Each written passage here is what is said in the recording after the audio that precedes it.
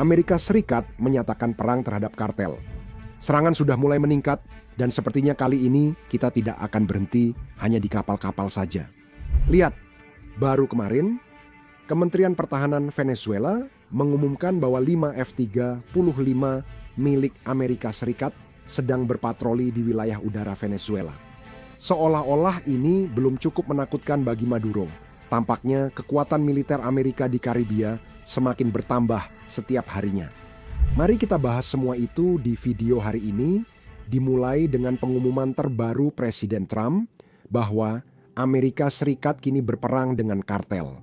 Berikut detail lainnya. Jadi mereka telah membuat memo ini menjadikannya resmi untuk Kongres.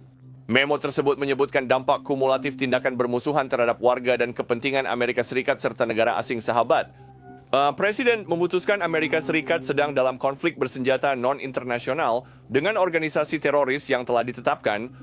Presiden menginstruksikan Departemen Perang untuk melakukan operasi terhadap mereka sesuai dengan hukum konflik bersenjata. Presiden baru saja membahas hal ini minggu ini. Jika kamu meracuni rakyat kami akan melenyap kamu dari muka bumi. Karena itu bahasa satu-satunya yang mereka pahami. Itulah sebabnya kamu tidak melihat lagi kapal di lautan, kamu tidak melihat kapal di sekitar Venezuela, tidak ada apa-apa. Saya ingin memberi konteks tentang ini karena sekitar 40% penonton kita berasal dari luar Amerika Serikat. Jadi, kartel narkoba telah ditetapkan sebagai organisasi teroris pada awal tahun ini. Itu tidak berubah karena memo ini sebenarnya tidak memberikan informasi baru apapun. Sebenarnya, ini hanya memberitahu Kongres bahwa Amerika Serikat sedang berada dalam konflik bersenjata dengan organisasi teroris. Ini pada dasarnya menjelaskan alasan hukum di balik serangan yang terjadi terhadap kapal-kapal Venezuela pada bulan September. Memo itu secara khusus menyebut serangan pada 15 September yang merupakan serangan kedua menurut memo tersebut. Dan saya kutip, kartel-kartel yang terlibat telah menjadi lebih bersenjata, terorganisir dengan baik, dan semakin brutal. Mereka memiliki kemampuan finansial, kecanggihan, dan kapabilitas paramiliter yang dibutuhkan untuk beroperasi tanpa hukuman. Mereka secara ilegal dan langsung menyebabkan kematian puluhan ribu warga Amerika setiap tahunnya. Meskipun bersahabat, negara-negara asing telah melakukan upaya besar untuk memerangi organisasi ini dan mengalami kerugian jiwa yang signifikan. Kelompok-kelompok ini sekarang bersifat transnasional dan melakukan serangan terus-menerus di seluruh belahan barat dalam bentuk kartel terorganisir. Presiden memutuskan kartel-kartel ini sebagai kelompok bersenjata non-negara, menetapkannya sebagai organisasi teroris dan menyatakan tindakan mereka sebagai serangan bersenjata terhadap Amerika Serikat. Semua ini langsung diambil dari memo tersebut, dan alasan Gedung Putih mengirimkan ini ada dua. Pertama-tama, kalau kalian belum tahu, ada perdebatan hukum yang sedang berlangsung di Amerika Serikat tentang apakah serangan-serangan tersebut legal atau ilegal. Itu karena sejauh ini, kartel dianggap sebagai organisasi kriminal, dan itulah sebabnya tidak pernah ada serangan sebelum tahun ini. Sejak awal tahun ini, mereka sudah dikategorikan sebagai organisasi teroris seperti Islamic State of Iraq and Syria atau Al-Qaeda. Dan kita sudah lama melakukan serangan terhadap target-target Islamic State of Iraq and Syria dan Al-Qaeda. Nah, sekarang sepertinya serangan terhadap kartel juga akan meningkat. Itu karena inilah yang baru saja ditweet oleh Sekretaris Perang Pete Hegseth beberapa jam yang lalu.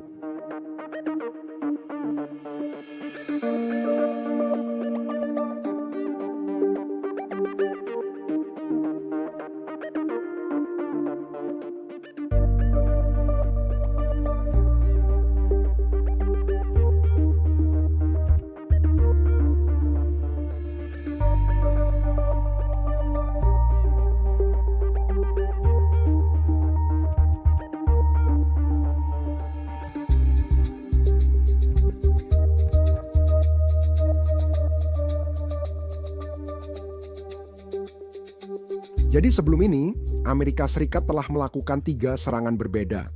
Pertama pada 2 September lalu, pada 15 September, dan kemudian pada tanggal 20.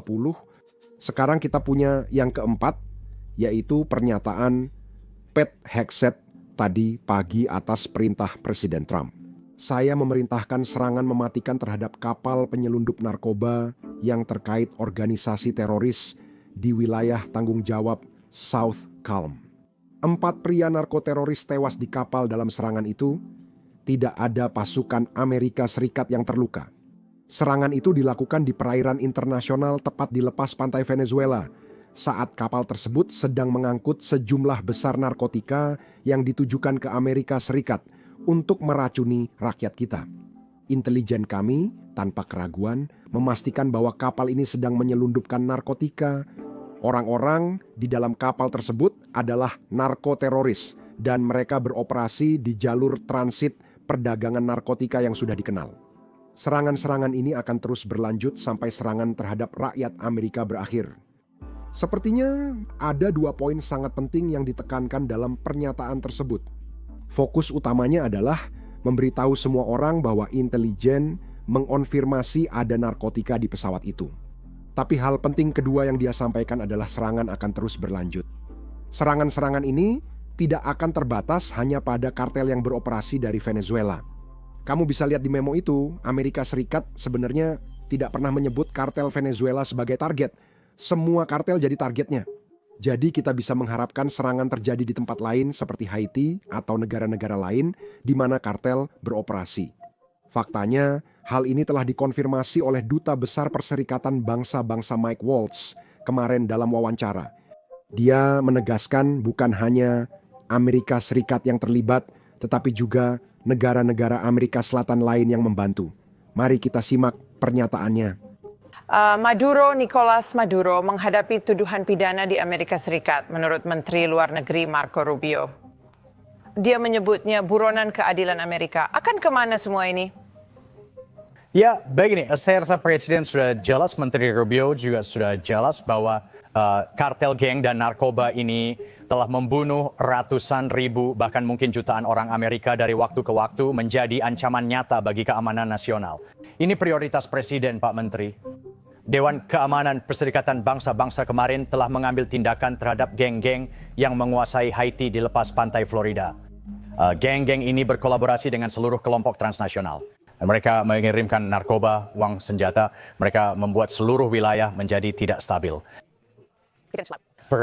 Nah, kita baru saja membentuk di bawah naungan Perserikatan Bangsa-Bangsa pasukan penindakan geng. Ada 2 prinsip di sana. Pertama, tidak seperti sebelumnya. Kami akan bertindak ofensif jika ada pemimpin geng seperti barbecue yang membuat wilayah kita tidak stabil di lepas pantai. Cheers, karena itu Amerika Serikat tidak perlu melakukannya sendiri. Jadi kita punya Kenya, Panama, dan negara-negara kawasan itu yang ikut serta. Itu adalah prinsip utama hari-hari kebijakan America First Presidency, yaitu saling membantu. Dan semua orang. Perserikatan Bangsa-Bangsa terlibat dalam aksi militer. Apakah Perserikatan Bangsa-Bangsa akan mendukung penyingkiran perahu geng Haiti yang membawa barang berbahaya ke pantai kita? Ya, itu adalah tindakan dari Angkatan Laut Amerika Serikat yang hebat. Tetapi mereka baru saja mengesahkan, Dewan Keamanan baru saja mengesahkan kemarin untuk memberikan mandat dan aturan keterlibatan untuk melakukan serangan terhadap geng-geng ini. Ya. Menurut saya, penting melihat kekuatan senjata yang sudah dipindahkan militer dan Angkatan Laut Amerika Serikat ke Karibia. Sebagian sudah kami bahas di video sebelumnya, namun penting memperhatikan seberapa besar peningkatan dalam beberapa minggu. Tentu saja, kita punya paket serangan seperti United States Ship Lake Erie, United States Ship Samsung, United States Ship Gravely, United States Ship Jason Dunham, dan kapal selam United States Ship Newport New. Untuk aset udara, kita punya banyak yang ditempatkan di wilayah Amerika Serikat di Puerto Rico. Hal menarik lain yang saya pelajari hari ini selama riset adalah jika Puerto Rico pernah diserang oleh Venezuela, sebenarnya wilayah itu tidak memenuhi syarat untuk NATO. Perlindungan pasal 5 itu karena menurut syarat dan ketentuan pasal 5, perlindungan itu hanya berlaku untuk semua wilayah di atas garis balik utara. Puerto Rico adalah wilayah Amerika Serikat yang terletak di bawah garis balik utara, baik di peta maupun globe. Itulah alasan wilayah itu tak memenuhi syarat pasal 5 otomatis. Amerika Serikat bisa meminta konsultasi pasal 4 dan mendapat pengecualian, kemungkinan besar itu yang terjadi. Tapi saya pikir itu hal yang menarik yang saya pelajari setelah melihat syarat dan ketentuannya. Bagaimanapun, mari kita kembali ke topik utama. Ada 10 F-35 di Puerto Rico. Ini penting karena Venezuela mengumumkan kemarin beberapa pesawat ini mencoba masuk wilayah udaranya. Kita akan membahas berita itu segera. Selain F-35 ada juga drone, helikopter, dan lainnya. Kita juga memiliki lebih banyak aset angkatan laut dan aset penjaga pantai yang bisa Anda lihat dari infografis di layar Anda. Seperti yang kalian lihat, ini memang banyak. Dan disinilah saya ingin membagikan sebuah analisis menarik yang baru saja keluar dari Washington Examiner kemarin. Menurut artikel tersebut, para perencana militer percaya bahwa pasukan yang telah dikumpulkan sekarang sudah cukup untuk merebut dan menguasai fasilitas strategis utama seperti pelabuhan dan bandara di wilayah Venezuela. Peningkatan kekuatan militer Amerika Serikat di sekitar Venezuela sebaiknya tidak hanya dilihat dari sisi pemberantasan perdagangan narkoba. Struktur penempatan pasukan saat ini terlalu besar, terlalu mahal, dan terlalu beragam dalam hal kemampuan untuk hanya dirancang untuk misi tersebut saja. Ya, analisis yang menarik tentu saja, dan saya yakin sedikit orang yang akan membantah bahwa kekuatan senjata yang kita miliki di Karibia sangatlah kuat. Disinilah saya ingin melihat laporan dari Venezuela kemarin. Kementerian Pertahanan Venezuela mengklaim kemarin bahwa 5 F-35 kemungkinan dari Korps Marinir Amerika Serikat terdeteksi oleh sistem pertahanan udara yang beroperasi di dalam wilayah informasi penerbangan di lepas pantai Venezuela. Sekarang, ini pernyataan yang sangat provokatif, dan saya menduga ini ditujukan untuk audiens domestik di Venezuela, karena Maduro telah menggunakan propagandanya dan berusaha membuat semakin banyak orang mendaftar ke militer. Tapi kenyataannya, F-35 ini sebenarnya tidak pernah memasuki wilayah udara Venezuela. Mereka sekitar 75 km atau 45 mil dari wilayah udara Venezuela.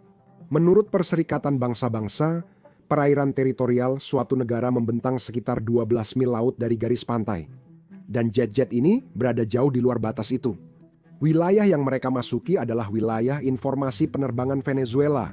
Artinya, setiap pesawat yang masuk seharusnya hanya menghubungi pengatur lalu lintas udara Venezuela dan memberitahu mereka kemana mereka akan pergi dan apa rencana mereka. Sekarang, tentu saja Amerika Serikat tidak melakukan itu, tapi secara teknis itu tidak ilegal. Venezuela menggambarkan seolah-olah wilayah udaranya dilanggar dan itu sebuah pelanggaran. Tapi mereka sebenarnya tidak mengatakan itu dalam pernyataan mereka. Mereka hanya mencoba menyampaikan informasi itu dengan menggunakan kata-kata yang sangat rumit. Nah, Maduro juga menggunakan berita ini untuk menyebarkan lebih banyak propaganda, dan dia mempublikasikan sebuah video yang menunjukkan pasukan Venezuela memindahkan pertahanan udara S-125 ke seluruh negeri untuk melawan F-35 milik Amerika Serikat. Ini cuplikannya.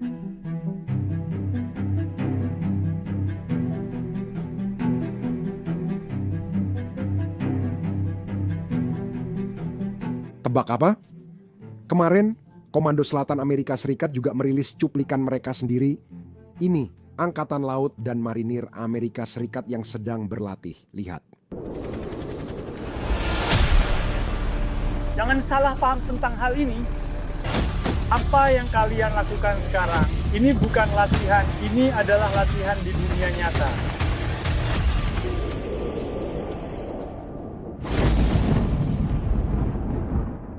YouTube baru saja mengumumkan sesuatu yang luar biasa.